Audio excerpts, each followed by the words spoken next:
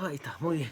Bueno, siguiendo con nuestra unidad sobre las identidades y la identidad latinoamericana, y con esta problematización sobre lo que es la identidad latinoamericana, me gustaría hoy presentar como un concepto, un insulto es en realidad, explicar un insulto y tomarlo como algo que expresa cómo vivimos nuestra identidad en tanto latinoamericanos. Lo que quisiera eh, explicarles hoy es qué quiere decir o qué decimos cuando decimos negro de mierda. ¿Sí? Un insulto típicamente, no sé si decir argentino, tal vez habría que decir porteño o, bueno, no sé, tampoco porteño porque en Buenos Aires también lo decimos en la provincia, pero bueno, un insulto argentino podemos decir. No sé si en otros países de Latinoamérica se dice negro de mierda, me parece que no, que es una cosa muy propia. Bueno, ¿qué decimos cuando decimos negro de mierda, no? ¿A quién le decimos negro de mierda? ¿Quién es un negro de mierda? ¿Y qué estamos diciendo? ¿Qué historia arrastra ese insulto? ¿No? ¿Qué ponemos en juego cuando insultamos de esa manera? Y lo que les voy a plantear es que ese insulto lo que pone en juego es la historia del mundo moderno. Es la historia de la constitución de nuestras identidades. Es la historia y la geografía de las relaciones coloniales de poder. Y que por lo tanto cuando insultamos y decimos este es un negro de mierda o una negra de mierda, eh, estamos reproduciendo 500 años de relaciones coloniales de poder.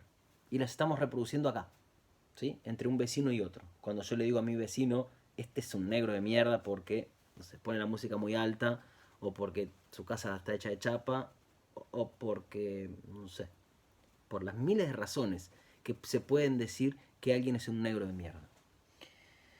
Eso es lo que quiero explicarles. Y voy a meter de alguna manera como una síntesis de muchos de los conceptos que hemos estado viendo durante el año. ¿Sí? Como este análisis que voy a intentar hacer sobre el negro de mierda sintetiza muchos de los conceptos que vimos durante todo este año. Este extraño año. La puta madre. Bueno. En primer lugar, eh, me gustaría comenzar eh, definiendo el pensamiento, porque vamos a suponer que este negro de mierda tiene que ver con una representación, es lo que venimos trabajando, las representaciones, con una manera de ver, una manera de pensar al otro, ¿no? Y por lo tanto, en tanto insulto, en tanto figura este, discursiva y mental, lo que pone en juego el insulto es un modo de pensar, ¿no? Y cuando digo un modo de pensar, estoy pensando en que nunca se trata de lo que un individuo piensa, esto ya lo sabemos bastante bien, nunca es el yo el que piensa, creo que me habrán escuchado decirlo varias veces, como pensaba Descartes, ¿no? Como piensa la tradición europea moderna, que es el yo el que piensa. Bueno, sabemos que no es el yo el que piensa, que el pensamiento no es el de un yo, que el pensamiento no está encerrado en una subjetividad o en una persona, sino que el pensamiento es algo que se construye epocalmente, ¿no? Y que los individuos, bueno, somos esos pensamientos, ¿no? Somos esas maneras en las que el pensamiento piensa. Eso es lo que somos como individuos, ¿no? Es decir, que el punto de partida del pensamiento no es el yo ni el individuo, ni un sujeto, sino que es una época, o si quieren, una estructura de poder, ¿no? Y el pensamiento, a diferencia de la tradición metafísica, podemos decir que el pensamiento siempre está situado. Voy a tomar un término como sartreano. Eh, el pensamiento está situado. ¿Qué querría decir que está situado? Bueno, que se da en el entrecruzamiento entre un vector geográfico y un vector histórico o temporal, ¿sí? Tal vez el término sería más temporal que histórico. Es decir, el pensamiento, lo que nosotros pensamos que es mi pensamiento, lo que yo pienso, es en realidad la emergencia de un doble o un cruce entre dos vectores, ¿no? Que es un vector histórico, temporal y un vector geográfico. La identidad que tiene un pensamiento, lo que termina siendo un pensamiento, es el resultado de esa encrucijada entre un vector temporal y uno geográfico. Es decir, el pensamiento siempre está situado, quiere decir que pertenece a un lugar y a una época. Pertenece a un lugar, ¿qué quiere decir? Que el espacio en el que se da el pensamiento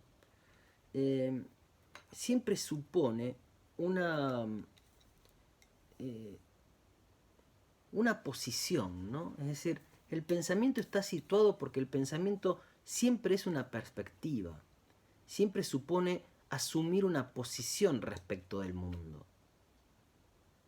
Como cuando Sartre habla en El ser y la nada sobre el cuerpo y sobre la sensación, él dice que no es posible tener como una mirada o una visión global, ¿no? Que pudiera abarcar la realidad como desde arriba. Uno siempre mira desde una posición, ¿no?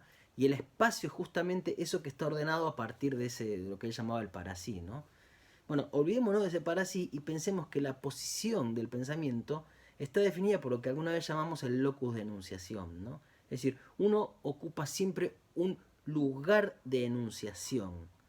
Pensar es siempre pensar desde un lugar que está conformado, entre otras cosas, por relaciones de poder, como pueden ser las relaciones de clase, relaciones de género, relaciones de raza, las cosas que hemos estado viendo a lo largo del año. Entonces, pensar es pensar desde una situación. Pensar desde una situación es decir que uno piensa siempre desde un lugar que está definido por determinadas relaciones de poder. A muy grandes rasgos podemos identificar dos grandes lugares, hay muchos en realidad, pero siguiendo los conceptos que nosotros trabajamos durante este año, podríamos decir que el mundo se divide en principio por las relaciones coloniales de poder. Y eso ha distribuido las posiciones del pensamiento entre el centro y la periferia, el norte y el sur, u oriente u occidente. Yo voy a tomar esta categoría de oriente y occidente, que es la que tomaba Said en su texto Orientalismo, ¿no? Entonces, uno piensa desde el lugar de occidente. Y vamos a decir que nosotros, curiosamente, pensamos desde ese lugar. Vamos a ver qué quiere decir que nuestro lugar, el lugar desde donde pensamos, de donde miramos el mundo, es un lugar que pertenece a Occidente. Ahora lo vamos a entender. Por otro lado, el pensamiento siempre está situado desde una perspectiva temporal, porque estar situado no es simplemente estar en un lugar, tener una perspectiva, ¿no? Ordenar el mundo desde una perspectiva, ¿no? Como esa cosa que decía Sartre del para sí, ¿no? El mundo, yo tengo acá la computadora, tengo acá el atril, este espacio está organizado desde esta perspectiva de este cuerpo, ¿no? No solo el espacio se ordena a partir de esta conciencia que dice Sartre, sino el tiempo también. Entonces la situación de la que yo quiero hablar, y de vuelta yéndome de Sartre, la situación, esa idea de que el pensamiento está situado en un lugar, en una geografía de poder, y también está situado en un tiempo. Porque esta situación, este lugar desde donde pienso, es también el resultado de lo que podríamos llamar como una síntesis temporal. ¿Qué sería una síntesis temporal? Bueno, es una síntesis entre pasado y futuro en un presente, ¿no? Nosotros estamos en el presente, pero este presente es una situación que es resultado de una determinada síntesis asumida y creada del pasado y del futuro. ¿A qué me refiero? Por si suena muy abstracto. Bueno, que nosotros pensamos ubicándonos respecto del pasado y ubicándonos respecto del futuro, por ejemplo, de lo que nos estamos proyectando, ¿no? Siguiendo con la inspiración sartriana. Nosotros, nuestro pensamiento está directamente ligado a cómo pensamos el futuro, a cómo pensamos nuestro proyecto. Lo que pensamos está directamente relacionado con lo que proyectamos. Porque si pensar no es simplemente ser una representación de la realidad, que es un embole, ¿no? Que es lo que la metafísica ha dicho siempre, lo que la ciencia pretende hacer. Pensar es trascender el presente, pensar es crear, pensar es proyectarse, pensar es pensar algo nuevo, ¿no? Eso es pensar. Pero esa proyección también supone un posicionamiento respecto del pasado. Y por supuesto el pasado es algo que yo construyo. Como así construyo mi proyecto y yo decido hacia dónde me proyecto y hacia dónde o desde qué perspectiva trasciendo este presente, también tiene que ver con cómo yo me ubico respecto del pasado. Porque mi pasado, ese pasado de esta situación, es lo que yo he construido del pasado en realidad. Esas son las síntesis del pasado, ¿no? Siguiendo, por ejemplo, a Bergson, podríamos decir, en la memoria está todo el pasado, está entero el pasado. Pero desde mi presente, yo lo que hago es unos circuitos determinados respecto de mi pasado. Conecto algunas cosas que me permiten ubicarme en el presente, ¿no? Yo puedo estar pensando acá, por ejemplo, estoy ubicado, estoy en una situación, imaginemos la situación temporal, la espacial geográfica, ya dijimos algo, la situación temporal es que yo estoy acá y yo tengo, a la hora de encarar este presente que es darle la clase a ustedes, yo tengo desde el punto de vista del pasado, todo un pasado que ilumina este presente y que hace de este presente y que tiene que ver, por ejemplo, con la clase anterior, con los días que venimos sosteniendo de la cuarentena, por ejemplo. Yo podría estar conectándome con otro pasado. Ahora, en este momento, mi presente es el resultado de un determinado circuito del pasado que estoy construyendo yo, o ni siquiera construyendo, que se está jugando acá, y que pone en juego para entender este presente, por ejemplo, el agotamiento que tenemos de la cuarentena y de seguir hablándole a una computadora. Bueno, ahí hay una manera de ubicarse en el presente. Que yo podría no poner en juego ese pasado y poner en juego otro pasado. Y entonces pensar esto respecto del año pasado. Y entonces yo miro mi presente respecto de lo que hice el año pasado en esta materia con otro curso. Y entonces este presente se transformaría en otra cosa. No se transformaría en el presente ahogado y harto ya de la cuarentena. Se transformaría en otro presente. Entonces, el pensamiento, pensar, mirar el mundo, porque ya saben, creo que me habrán escuchado decirlo alguna vez, pensar no es otra cosa que sentir lo real, que sentir el mundo.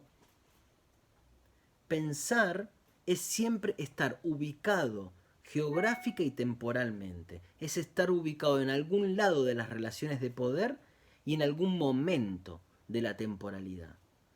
Y que supone un momento que de vuelta no es un momento objetivo que será el mismo para todos, ¿no? Hay situaciones temporales. Son situaciones que uno asume, ¿no? Que las puede asumir como individuo o como colectivo.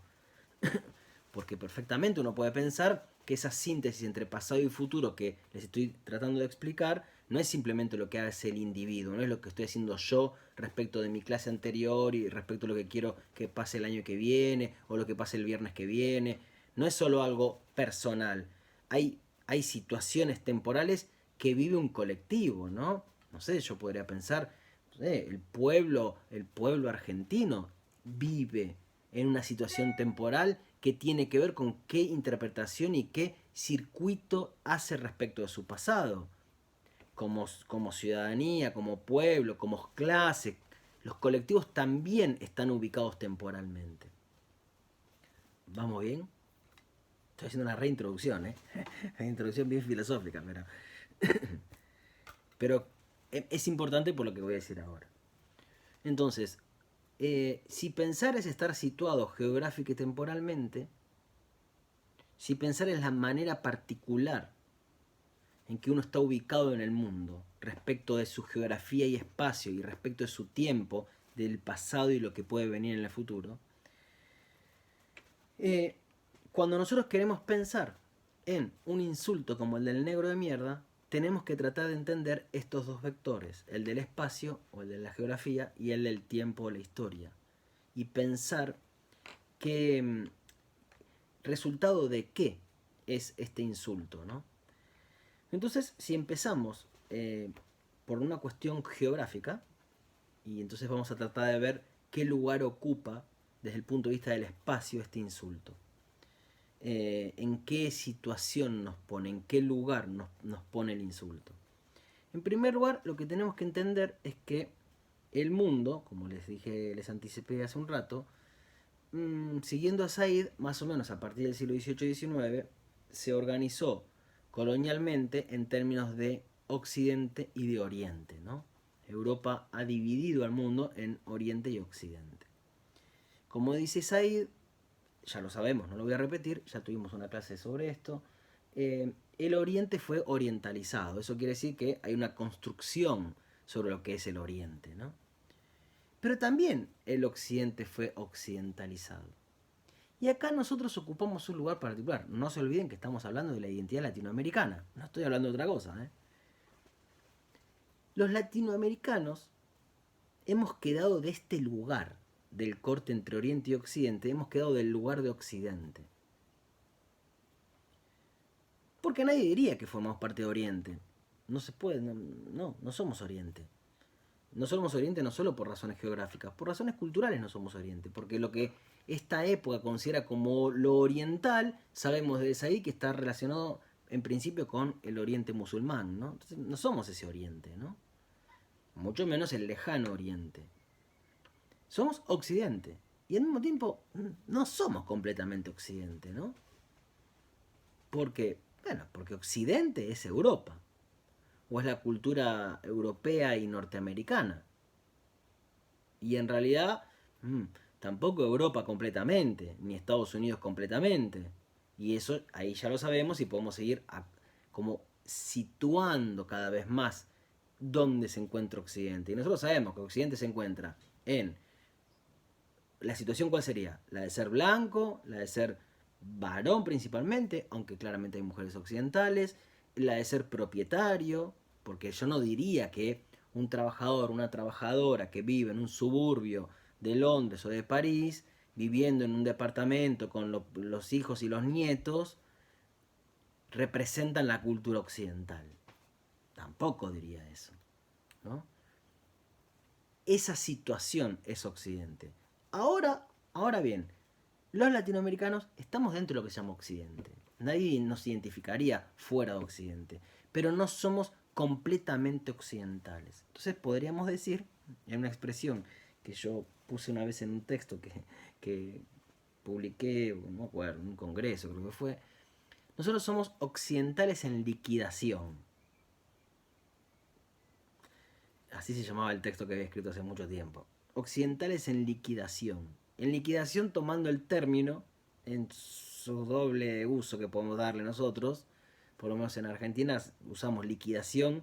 Cuando se liquida en un negocio, hay liquidación, ¿qué quiere decir? Que se regalan o se venden más baratas las cosas, ¿no? Lo que en un término más europeo, más eurocéntrico, diríamos rebajas. Nosotros en Argentina hemos dicho siempre liquidación, ¿no? Liquidación, todo el 50%. Somos en liquidación porque tenemos una cultura infravalorada. Occidentales en liquidación es porque no tenemos el valor completo, ¿no? Es como que somos de segunda, de oferta, claro. Occidentales de oferta, dirían, o de segunda, podríamos decir, ¿no? Porque estamos no es joda, ¿eh? Porque estamos fallados, sí, claro, porque tenemos algo que está fallado de origen. Pero somos occidentales.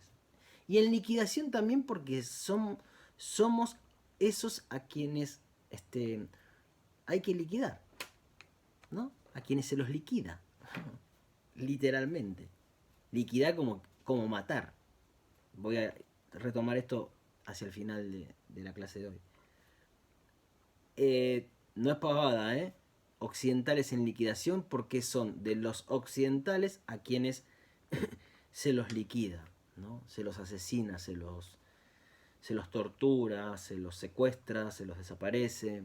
Sí. A estos occidentales se los desaparece. A estos occidentales se los tortura. La otra vez en el partido de River los periodistas hacían alusión a que River juega como Europa. Ah, claro, qué terrible. Y sí. Y bueno, es el modelo, ¿no? liquidar lo propio. No sé qué sería lo propio, Romina, ahí. Lo que sí es que nuestra identidad es una identidad en liquidación. Esa identidad que nos han asignado, la de occidentales, es una identidad occidental pero en liquidación, diría yo. ¿Y a qué me refiero con liquidar? Dije que somos occidentales de segunda, occidentales en oferta, como puso Adrián, somos occidentales imperfectos, no completos, pero también esos occidentales a quienes se los mata, sin ninguna metáfora, porque es así. A estos occidentales cada tanto hay que someterlos, torturarlos, matarlos, ¿no? Ya voy a poner algunos ejemplos, podemos adelantar rápidamente en nuestro país. En algún momento hubo que matar a 30.000 personas, ¿no? Y desaparecer a tantos otros, o qué sé yo, secuestrar a los niños. Eh, entonces, somos occidentales, hemos quedado de este lado, pero de este lado, imperfectamente, ¿no?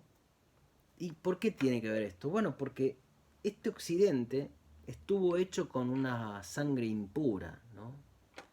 Estuvo hecho con la mezcla, y la mezcla siempre supone imperfección.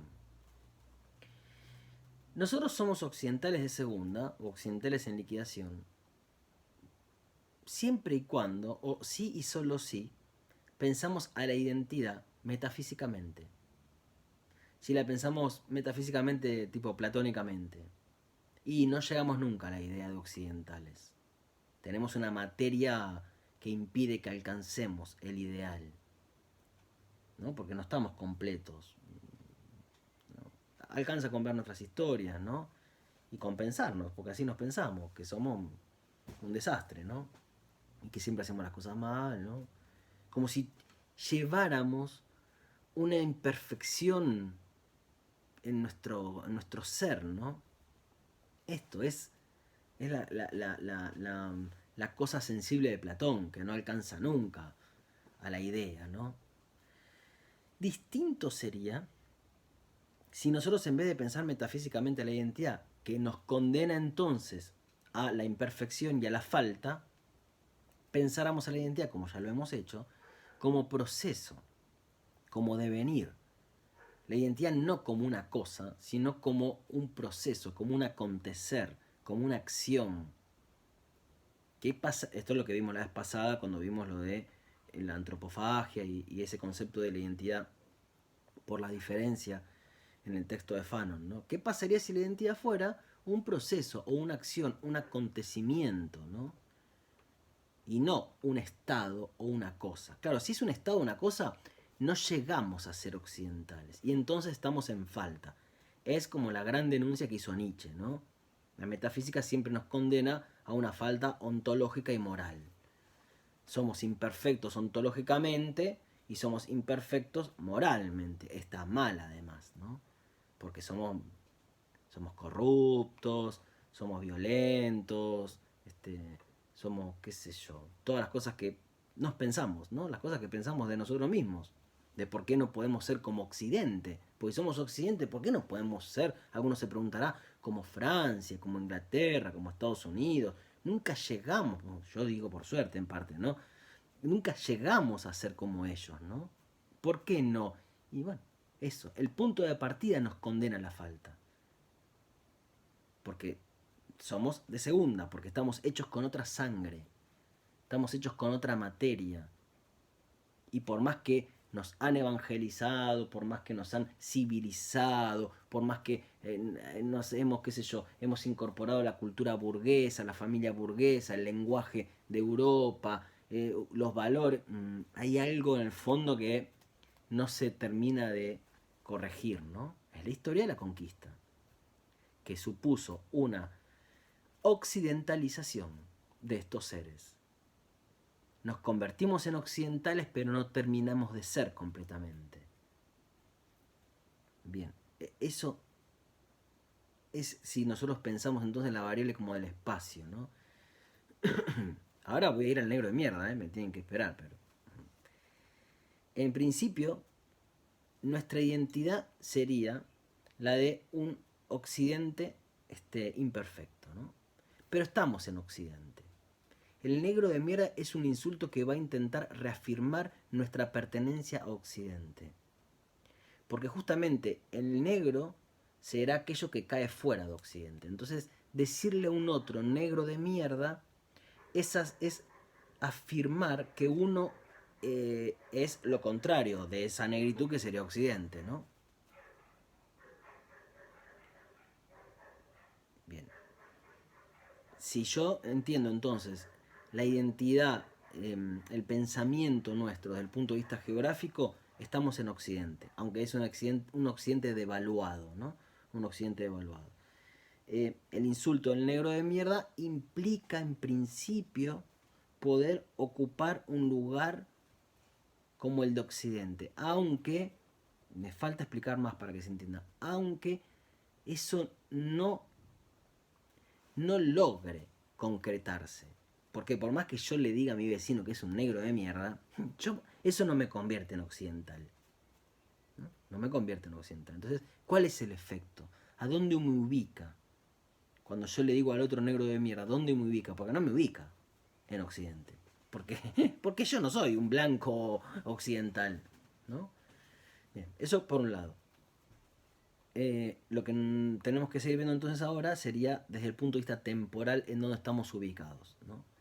Y para eso voy a retomar una idea muy básica de Foucault para entender qué tiempo, qué historia tiene el insulto negro de mierda. No solo qué geografía está en juego en el insulto negro de mierda, sino qué temporalidad, qué historias hay dentro de ese insulto, ¿sí? La geografía es lo que vengo explicando. Estamos en Occidente, aunque es un Occidente devaluado. Bien.